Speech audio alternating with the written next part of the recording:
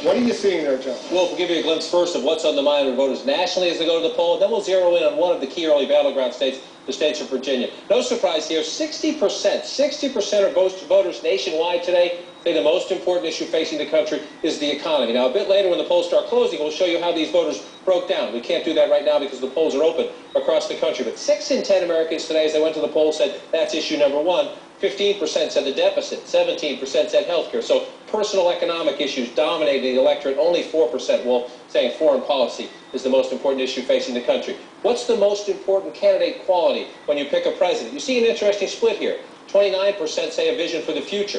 28% say shares my values. Now, the president has won on that in pre-election polls. We'll see how he did on Election Day. Strong leader, this is an area where Governor Romney hopes to do well. About 20% of Americans said strong leader is the most important quality. Cares about people. You might lump that in with shares my value, more of an empathy there on that question. Again, that's nationally, the national electorate.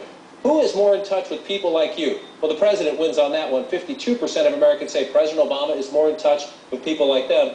44% for Governor Romney. We'll see how that plays out in the characteristics as people choose a candidate. But then we ask this question: who would better handle the economy? As we said, 6 in 10 Americans say that's the top issue, and Governor Romney wins on that issue. 51% nationally say Governor Romney would better handle the economy. A narrow edge, 47% saying the president would better handle the economy. Now let's shift into one of the early key battleground states. Here's a piece of demographic information that could prove to be important.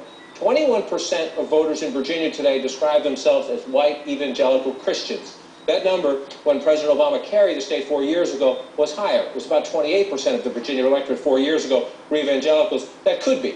We're not looking at the results yet. We'll see how that plays out down the road. That could be an issue for Governor Romney. He needs not only high support among evangelicals, but he's hoping for a high evangelical turnout. That number down from 2008. We'll see how that plays out. And yet, here's some encouraging news, if you will, for Governor Romney. Should the 2010 health care law be repealed?